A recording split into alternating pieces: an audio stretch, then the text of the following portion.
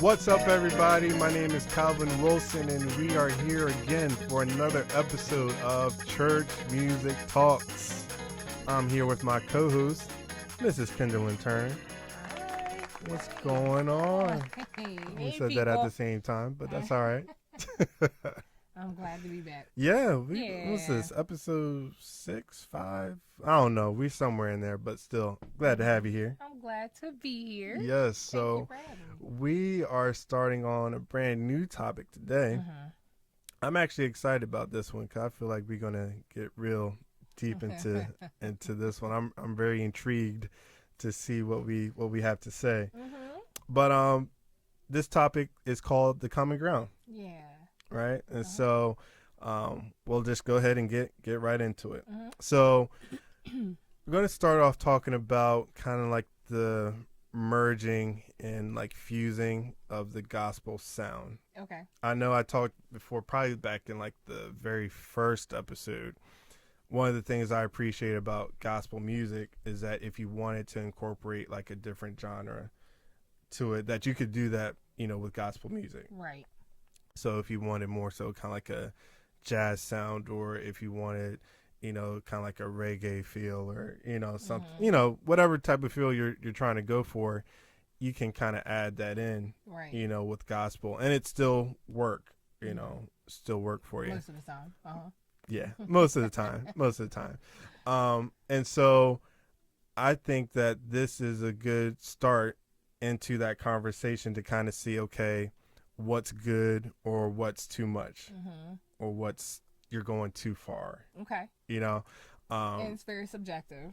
Very subjective. Right. So let's make that plain. Yes. So there's no, I guess, right or wrong answer per se. A lot of this is going to be personal conviction and just how you feel personally about it. Or so, generalized. Right. Exactly. Yeah. So we're not forcing any, our opinions on anyone. Right. No, not at all. Right. It's just a conversation. We're just going to talk. That's just it. Talk about yep. it. So, I know when we kind of talked about this, off air, I thought about Thomas Dorsey. Okay. And like kind of his story, because he was one of the ones who kind of introduced that, gospel music and let's say, blues, R&B. And I know just kind of reading up on his story, like, the church folks, they was upset with him. Yeah. They said, nah, bruh, like you got to go. You got to leave. You're not saved. Right, pretty much. But, oh, goodness. One of the more famous songs, especially that we associate with Martin Luther King Jr., Precious Lord, that was him, Thomas Dorsey. So, how did we get from, I wrote this song and I'm infusing this and y'all saying like this doesn't work or we don't want it, to where now like his music is very well known. It's popular now, and then you can kind of see it as it goes through time. I know we watched like the Clark Sisters movie when that came out. Yes. Where they got for was it Stevie Wonder influence for You Brought the Sunshine, right? You go to Kirk Franklin with Stomp, adding that kind of hip hop feel to it. Ty Tribbett, and there's multiple artists. I'm gonna talk about it. Yeah. I'm telling y'all, I'm so excited about this. I'm really ready to hear what she got to say. Yeah. But yeah, let's start there. So how do you just feel about all this? Well, as you stated, so it goes on both sides. So let's go back to that. Right. Because I do recall secular artists also incorporating gospel into their sound. Yes. And that is actually what brought them their sound fame. So who am I talking about? Little Richard. Right. Yeah. He did a lot of that. Ray Charles did a lot of that, incorporating sound or the gospel sound and right into their secular. R&B, yeah. Right. Okay, so it goes both ways. But so you talked about Thomas Dorsey, right? Right. And then as we're moving forward, it was the same way with Andre Crouch. Yeah. Oh Happy Day was one of those Wow, songs yeah. that was not embraced at first by the church, because they felt like he was too worldly. Yeah. But it always, when it's something new and unfamiliar, right, it's not always going to be received. Okay? Right. Andre Crouch, as we've talked about him before, same with Thomas Dorsey, they birthed a lot of the gospel sound. Their influence is major. Very major. In gospel. In fact, gospel wouldn't be where it is without, especially Thomas Dorsey. Yeah, they are the trailblazers. Absolutely. For gospel music. A lot of which some people say foundation. Forget about Fanny Crosby and all them. But... Right, exactly. They ain't got nothing on Fanny though. I'm sorry. Yeah, she wrote a lot of hymns and stuff, but then like Thomas Dorsey's and the Andre Crouches are the ones that took what Fanny did and really brought it to a whole nother level. Yeah, musicality. Okay? Yeah. So then building off of that, I just thought about like John P. Key. He has a lot of influence. Like one of his songs, actually, he's got outstanding. Right. Fred Hammond, man, come on, he does it all the time. Okay, and they're not shy about it either. Nah, but you talked about the Clark sisters. They actually took a lot of their songs and I would say they were considered mainstream in their time and in our day. Right. And then I know that the Winans also did the same thing. You can hear, there's some songs that you can hear. Right. Hey. And it worked. So, like, some of their songs, they have secular artists singing with them. Michael McDonald. You know who Michael McDonald is? I don't, but I'm gonna look it up. Love him. Yeah. Michael McDonald, Stevie Wonder, and there are others. Right. Who Teddy Riley sang with the Winans, sang a song with them. So, like, you always have that crossing over. But, somebody you may not know about, Dawkins and Dawkins. Yeah, educate me real quick. Eric Dawkins, and Aaron Dawkins. Okay. Is his name. But Dawkins and Dawkins, they are they're a gospel group. Okay. Bad. And they actually work with a lot of artists, gospel, secular artists. But they actually have, their sound is what a little... okay, I got you. Yeah. In between. But you gotta make sure you hear Jesus. No, but... What these lyrics saying. But, yeah, but they also, they're a group that you may say kind of took it to a whole nother level as far as crossing. Right. And then Dietrich Haddon. Yeah. He don't mind pushing the limit. No, he doesn't. But let me tell you something. One of his first albums, projects, I don't know what they call it nowadays. We'll say projects. His first right, project, EP. when he came out with Voices of Unity. Okay, yeah. The entire project was like remix. Okay, yeah. It had like Jesus in it. Right. You know, y'all may not know about that. Switched out those lyrics. Yeah, there's one. Sounds so much. And Michael Jackson is one of his major influences. He has said that over and over again. But this album, you can definitely hear it. Yeah, he put your stuff. Like, it's got the whole. He knew what he was doing. Yeah. So, but in the lyrics, you can he's definitely sending the gospel message in the lyrics. Now, the music itself certainly sounds like a replica of Michael Jackson. Yeah, and I'm thinking, like, you're writing off the names. Like, I know Nita Wilson. Like, she definitely has that Motown type feel. Yeah. To her songs, and it's the same thing, lyric wise, it's definitely about, Jesus and everything, but she gonna make sure you got that Motown feel. And I mean, it works. Yeah. It works. I think there's definitely an art to it, because my experience, Commission, right, who's one of my favorite groups of all time, there are songs that they have, especially on the album Matters of the Heart. Okay, right. And now, it sounds like a love music all day long. Right. But it makes you pay attention to the lyrics. Yeah. And lyric wise, it really does talk about the matters of the heart, right, the relationship with God, and even relationship with loving people, loving your brothers and sisters, right, and what the word says. But you have to really listen to the lyrics. Yeah, I'll say for me, because I've listened to Commission, and I think even with their sound, like, you could tell, like, their sound was different. It wasn't your traditional church sound. They never started off that way. No. However, I think even with, like, their lyrics were so strong, that they were able to kind of overcome the music.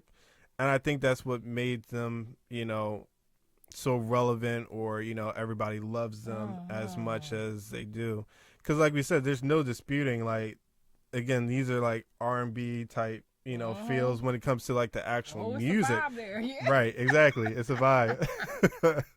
Some people might catch that. Right. Right.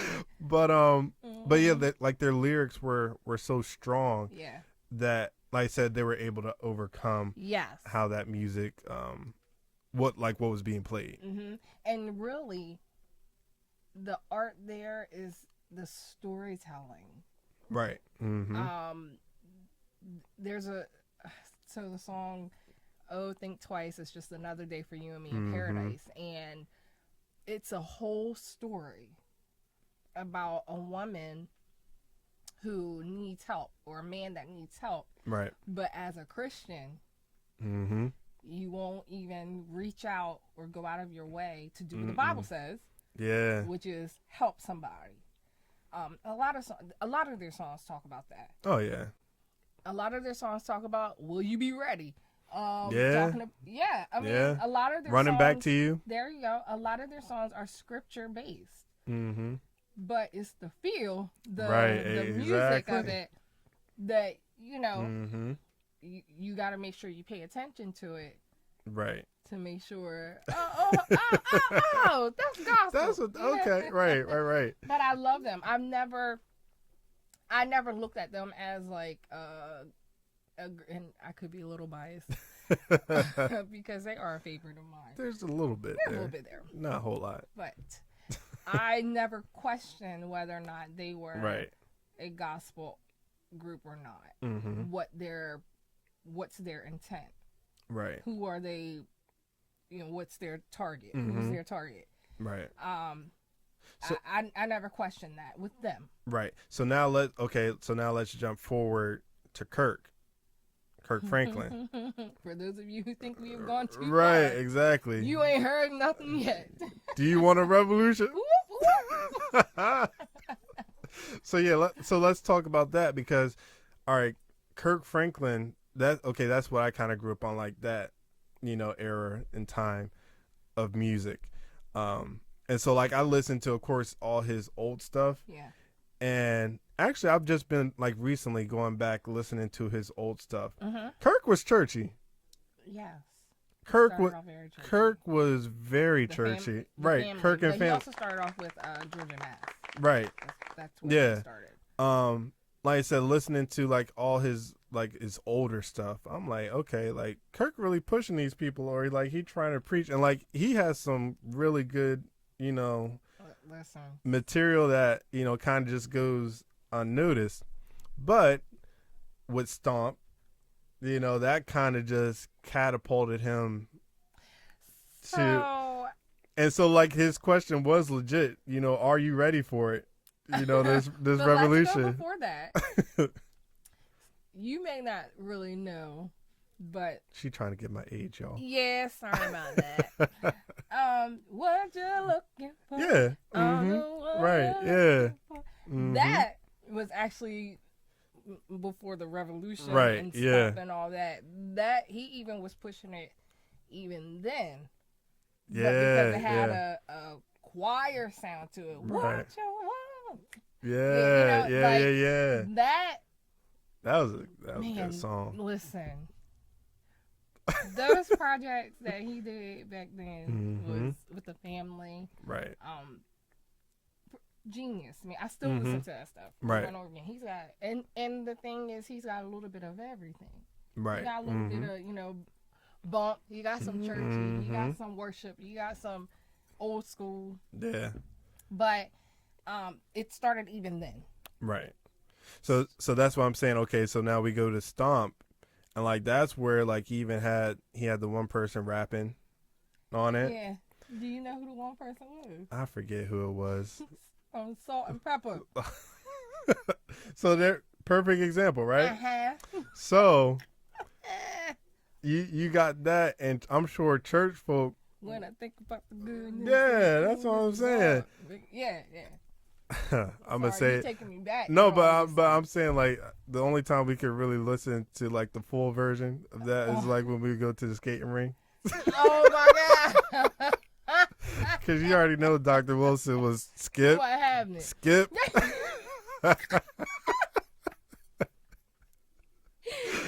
we gonna skip right past this song. What's this foolishness, y'all? Right, exactly. So we go over Chad Ashby's house. We go to the skating ring on the weekend. They played Kirk Franklin. But that's the other thing too, though. Yeah. Like now that I'm talking, because it was so mixed in with the hip hop and the rap. Then again, you would go to places like that where they would normally play your hip hop and your secular, but then that's Kirk. Right, like right in the middle of it. So I know I've heard the arguments, well, that's where you want to be. You want to be the light shining, and the darkness, but then you have the flip side to where nah, that's you going way too far. Right. That's too much. Yeah. And so again, that's how we got to so what is the common ground? Exactly. Yeah. So what do you think about? Now, I mean, you can see how when you're talking about the artists that we just ran off, you saw how I lit up with them, right? Right, exactly. Because you took me back to just a little bit. Take it back. Yeah.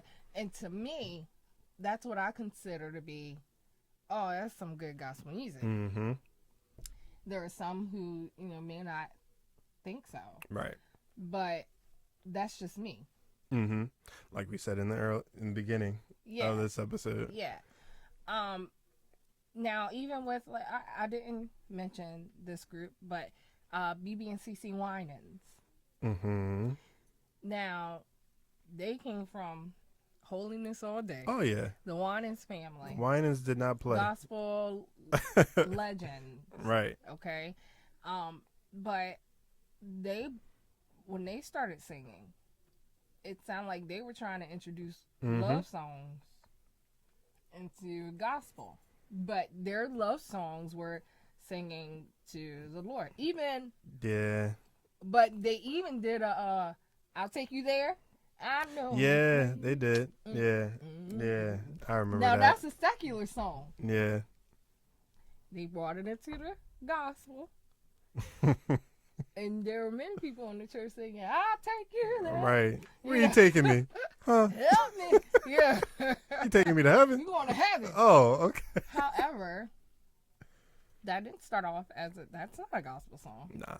Okay, so I really believe that people have their own picks and choose. You choose what's acceptable, what's not acceptable. And that's fine.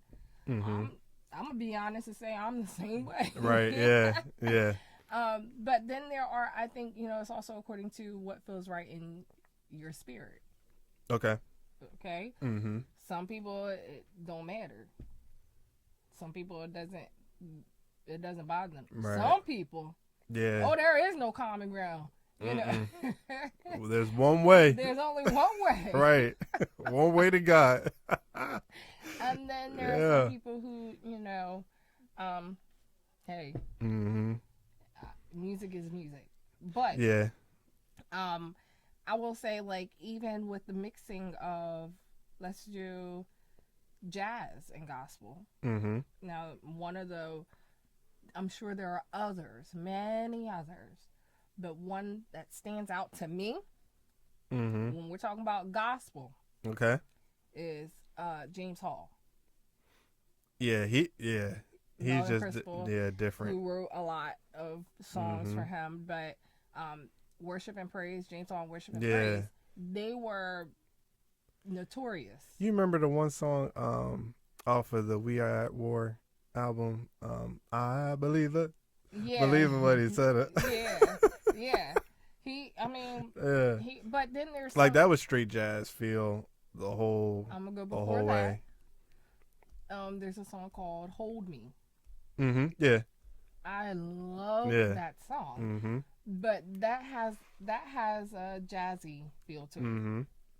A little bit of a swing. Right. Nice little sway. Yeah. So there's always gonna be gospel artists who take from influence to create. Right. Richard Smallwood. Mm-hmm. He mixed classical. Right. And gospel. Oh, but church all day will sing. Yeah, but so total praise and let me bring the difference though. I think with that, because it was classical, like the genres of music had certain connotations with them, right? Mm-hmm. So with classical, you kind of knew that it was kind of like that, prestigious or pristine, that's good. Yeah. Type of sound. So, I'm mixing this now with gospel. Yeah, I feel angelic. Kind of that type of feel, to where you're adding in R&B, hip hop. Again, the negative connotation that comes with that. Oh, why are we singing it like this? Or why are we adding, this type of music to it? And so I think that's another reason, why you had all those negative connotations with those genres of music. Like, why are you trying to mix that into this here, which is holy? Or we talking about Jesus, but you want to bring in this sound. So I think that's another reason why there was kind of like that, whole big, nah, this doesn't work. Mix, right. Y'all we can't do this. Right. I do feel like the sound, the mixture and sound, there can be times where it becomes a distraction. Okay. And so then you lose the message. You talking about the music being the distraction? Yes. Okay. Who's really listening to the words? Who's really grabbing the message of Christ? I got you. Is that in every circumstance? No. I don't feel like that's in every circumstance. But I do believe that there are times where you adding the hip hop or I'm just throwing that out. Right, I'm not saying it's only with you add too much hip hop. But there are times where I'm not thinking about Jesus saves. Right. I'm just gonna be like, all I'm thinking about really is, this beat is this 808 is hitting, and just getting lost in that. Right. Honestly, I feel like that with some Mary music, like some of it, even it's though a God I'm in singing, me, hey.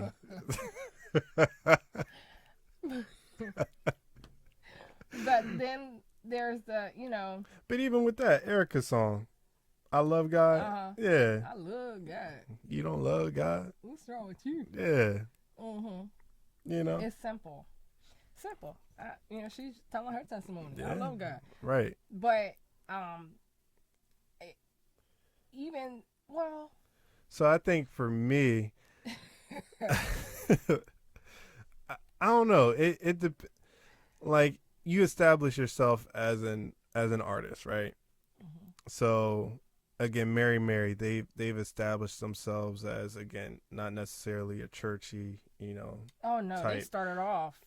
They knew Right. it was going to be crossover. Yeah. So like that's why they could do a song like "I Love God," Yeah. and Well, and it was it's just Erica. right, right. Mm-hmm.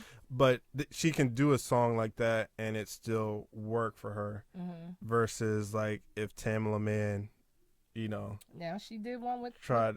with Timbaland. I got you, but Mm-hmm. I hear Tamala Man. I hear "Take Me to the King." I'm just saying, like that's what her hit was, and Yeah, so but you can't associate her hit with. I think she established herself. That's what I'm saying. Like you establish yourself as an artist to where, okay, I know if I want some like good worship or somebody to take me to like legit take me to the throne, okay, I know Tamala can do that for me. Right. And not so much that she can't sing or, do with these, sing other genres of music. It's just that when I hear it, like it don't hit for me. It's like not because for me it's like, Tamala, what you doing? I get that, but I'm gonna challenge you on that because you just sat here and talked about Kirk Franklin, and he started off as the gospel, and it worked. And then he changed, and no, Kirk don't sing. That's part of it. So that's part of the. I think that's how he could kind of get away with it too. Now I know we're talking about common ground, but this is discussion. Yes. And we just roll with it. Mm-hmm. But I don't think it's fair either to hold an artist to just that one. Yes, I agree. Tamala Man. Right. That's what I'm saying. Like if you legit want to go, if you want to go in, yeah, she gonna take you there. Even when she's when somebody has her to guess. Yeah. Like on the latest singer on the song like Ricky Dillard. Right. Okay. Like she took that song at the end. Right. To a whole and wrecked level. It. My goodness. Yes. Right. However, for one, like Kirk Franklin, he started off churchy, choir. Mm-hmm. And then it was like Revolution or I'm sorry, Stomp. Right. Before that. But Stomp, and you was with it, right? I think you kind of hit on it though. Like we all know Kirk can't sing. Right, but he started, even whether he's a singer or not, he's associated, he's labeled, he started off with the family. Right. And it was churchy. It was. And even before the family, it was Georgia Mass Choir. Mm-hmm. So, like, why is it okay for one artist and not the other? And I think that, and I'm not just saying to you. No, I get what you're saying. That's something that is done a lot. I got you. But I do agree with that because there's Hezekiah Walker. I was getting ready to bring. I feel like there's some songs, some styles that the choir should have never went to. Right. And we all know that those were projects that didn't do so well. Mm-hmm. Like his sound, his churchy New York. Like his what was it? Come On, Let's Dance. That song.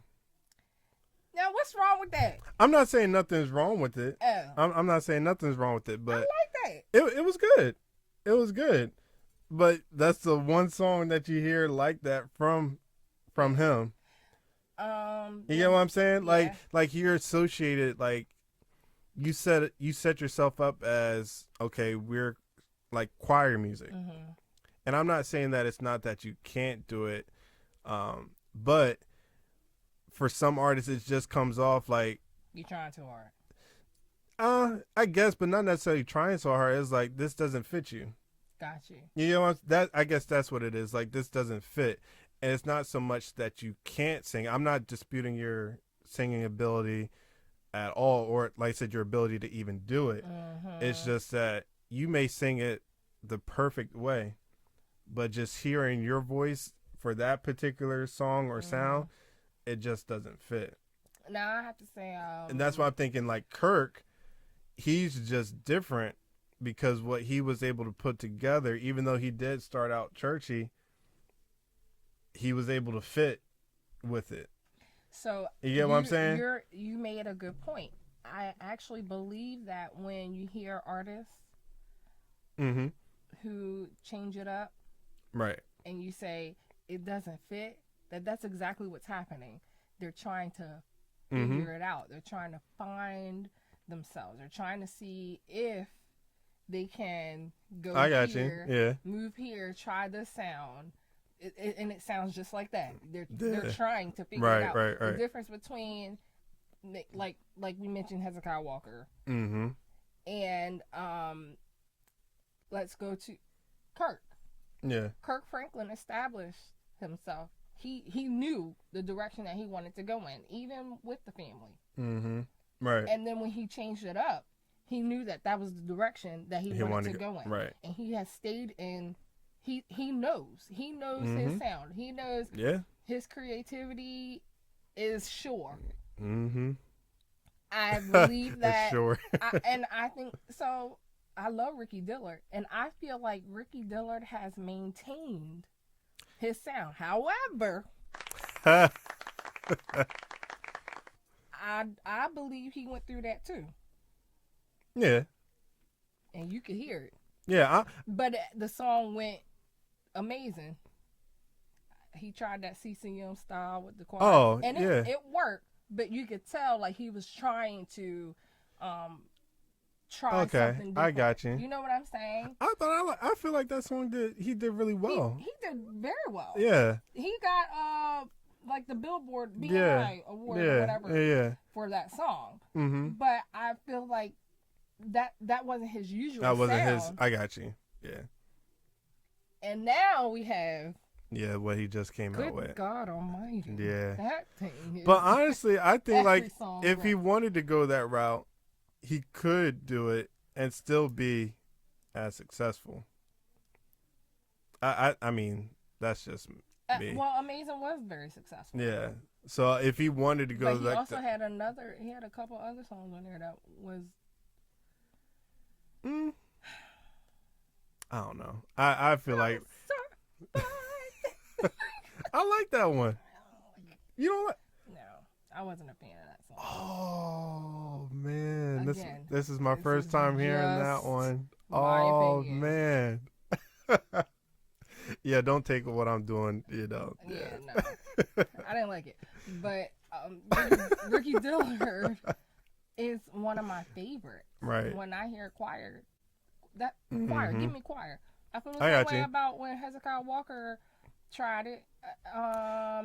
It was not the one before.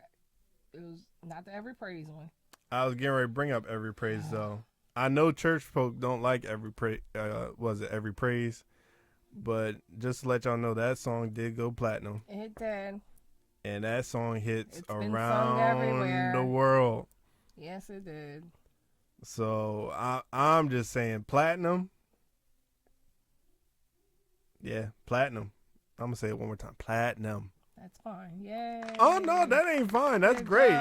That's great. Wonderful. I told y'all, church folk don't like Every Praise. Because it got played out. But, yeah, they played it every Sunday. They played it all the time. That's what it was. But, and every church sung it. Every church sung it. That's just like Kurt Carr. You know, I feel like he has maintained the sound. He did the same thing. You know, you're always going to try to shake it up a little bit. I got you, yeah. And if you know what you know, you're not going to stray too far. You know what I mean? If it works, then I was going to say, most of the time when they try it, what do? They go back to what they know. Byron Cage is the same thing. Yeah. He did, yeah.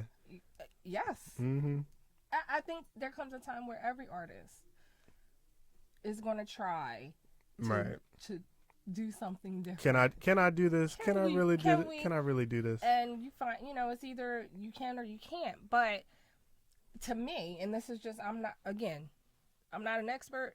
This is strictly my opinion. it sounds just like that. It sounds like you are trying to figure it out versus this is the direction that I'm going Right. in. This is the sound. This is where my artistry is going. This is the vibe. The vibe. Right. It's a vibe. So, you know, so but there's, go ahead. I was getting ready to say, so that leads to kind of like what we just alluded to, like the whole it's a vibe, to where I think slowly but surely we're kind of getting to where artists are just like, hey, I'm just going to do me. I'm going to do gospel, and y'all going to hear this R&B feel. I just put that in there because that's a whole nother subject. That's going to be next episode, really, and I cannot wait. Pray saints.